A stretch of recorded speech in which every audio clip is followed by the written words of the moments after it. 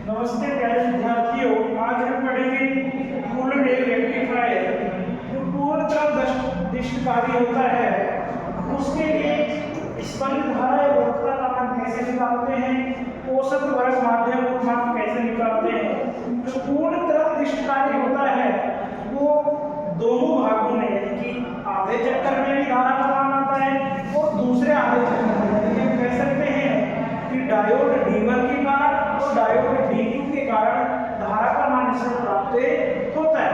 इसका अपना पहला टॉपिक है स्पंद धारा वक्रता का औसत मान, यानी कि जब किसी लोड में धारा I1 बराबर या I बराबर I1 प्लस I2 प्रवाहित हो यानी कि परिवर्ती धारा हो तो समय के सापेक्ष जो परिवर्ती धारा का मान आएगा वो होगा IDC यानी कि डायरेक्ट करंट के बराबर वाला कोण 0 से लेकर t तक IDT।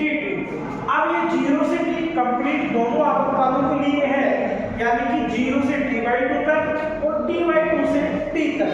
तो अब हमारे को 1/t इस I का I1 और I2 दोनों आएंगे।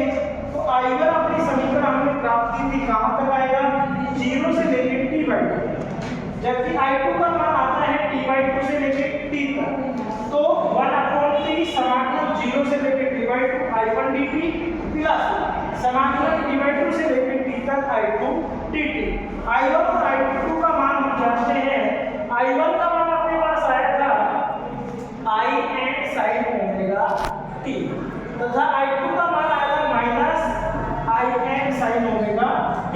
ये दोनों मान हम इस समीकरण में पुट करेंगे तो अपना प्राप्त होगा IDC बराबर IN दोनों में है कॉमन ले लिया बाहर आ गया, T दोनों में है बाहर ले लिया, समाकलन 0 से लेकर t/2 तक sin omega t dt minus जब यहां से आए दूसरी जो धारा थी अपनी वो minus IN sin omega t है तो माइनस t/2 से लेकर t तक sin ओमेगा t dt। अब जब हम इनका समाकलन करते हैं तो sin का समाकलन cos होता है और ओमेगा t तो ओमेगा t का अपॉन ओमेगा हो जाएगा। ओमेगा को बाहर ले लेंगे तो अपने पास आ गया In upon omega t common आ गया। समाकलन उसका हो गया minus cos omega t, sin का माइनस होता है cos, minus cos omega t कहां से कहां तक 0 से लेकर t/2। फिर इसका करेंगे तो यहां माइनस माइनस प्लस हो जाएगा plus cos omega t t/2 से लेकर t तक वो जो ओमेगा था उसको बाहर ले लेंगे। यहां तक कोई दिक्कत। उसके बाद हम क्या करेंगे ये लिमिट पुट करेंगे t/2 यहां लिमिट पुट करते हैं और ओमेगा बराबर जानते हैं जो कि ओमेगा बराबर पे होना है 2π/t। दोनों मान रख लेंगे In अपॉन ओमेगा था 2π/t मल्टीप्लाई t से t कैंसिल आउट हो जाएगा। यहां माइनस cos ओमेगा था 2π/t रख दिया multiply limit t/2 minus cos 0 t/2 से 0 तक था तो 0 रख दिया। उसके बाद में यहां कौन से cos ओमेगा की जगह 2/t रख दिया, अपर लिमिट t थी c रख दिया माइनस लोअर लिमिट t/2 है 2π/t मल्टीप्लाई t/2 t से t कैंसिल आउट हो गया 2 से 2 कैंसिल आउट हो गया t से t कैंसिल आउट हो गया t से t 2 से 2।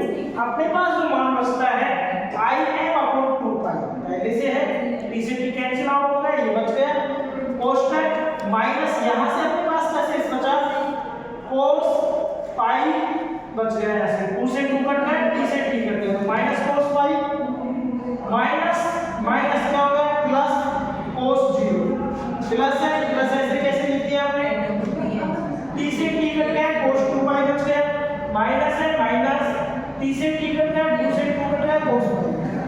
ध्यान से हम जानते हैं cos पाई का मान माइनस ही होता है, माइनस पहले से बाहर है तो प्लस का है ठीक है।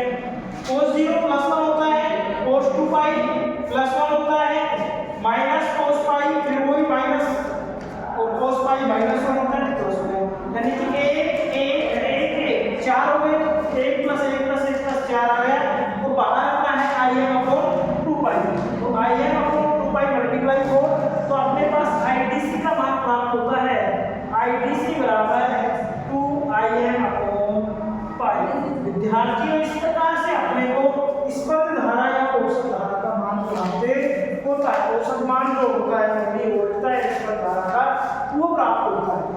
बाद हम बात कर रहे हैं स्पंद धारा या वोल्टता का वर्ग माध्यम मूल।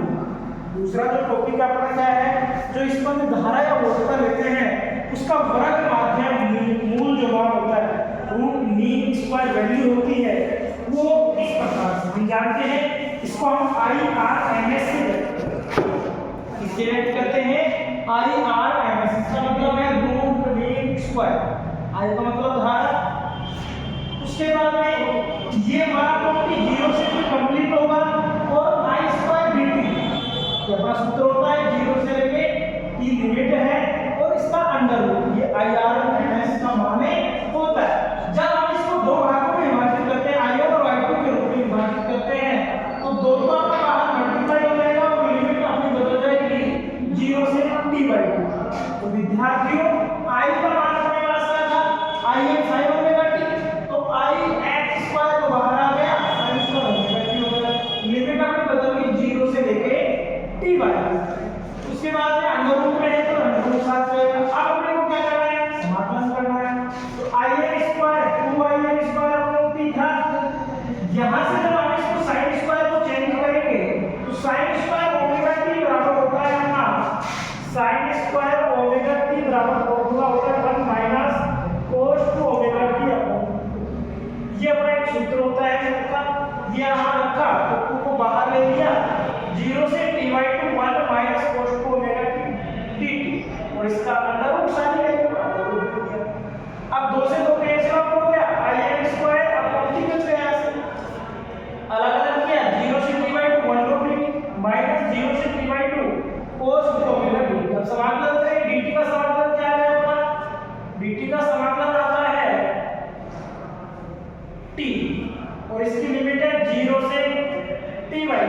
इसका जब हम समाकलन करते हैं तो cos का समाकलन होता है sin 2 omega t upon 2 omega, लेकिन जैसे हम इसकी लिमिट रखते हैं ओमेगा की जगह 2 अपॉन t रखते हैं तो इसकी कंप्लीट वैल्यू यानी कि क्या कह सकते हैं 0 से t/2 cos 2 omega t dt equal to हमें को 0 प्राप्त होता है।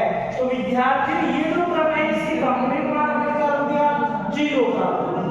अब अपने पास क्या बच गया, समाकलन हो जो मान आया था 0 से t/2 1 रूट dt t आएगा और लिमिट है 0 से t/2, तो अपने पास क्या हो जाएगा t/2 माइनस 0 यानी कि नीचे हो जाएगा t/2 कंप्लीट का वर्ग है। तो In square upon t t/2, t से t कैंसिल आउट हो गया, इसको अंडर रूट से बाहर निकालेंगे तो IRMS अपना क्या प्राप्त हो जाएगा In अपॉन रूट 2 यानी कि इसका अंडर रूट है In स्क्वायर है, तो In स्क्वायर अंडर रूट से बाहर निकल तो In बच जाएगा, तो नीचे 2 है तो अंडर रूट हो जाएगा। ये अपना प्राप्त होता है वर्ग माध्य मूल मान। अब हम इसका मान In का आपको पता है, In का मान होता है Em upon R plus R। रख दिया ऐसे कैसे, अब अपने को कंप्लीट लोड प्रतिरोध Ri पर वोल्टता का वर्ग माध्य मूल मान जो होता है वो निकालना होता है, उसको हम IRMS से इससे करते हैं IRMS। IRMS क्या होगा, जो वर्ग माध्य मूल मान आया IRMS को किस पर निकालना है, Ri पर मल्टीप्लाई R। IRMS का मान अपने पास आया है Em upon under root 2 R plus R multiply R। इस प्रकार से ध्यान दिया अपने को स्पंद धारा या वोल्टता का वर्ग माध्य मूल मान प्राप्त होता है। आगे जो क्लास होगी उसमें वोल्टता नियमन, विस्तार की दक्षता, ये अपने बातें करेंगे। धन्यवाद।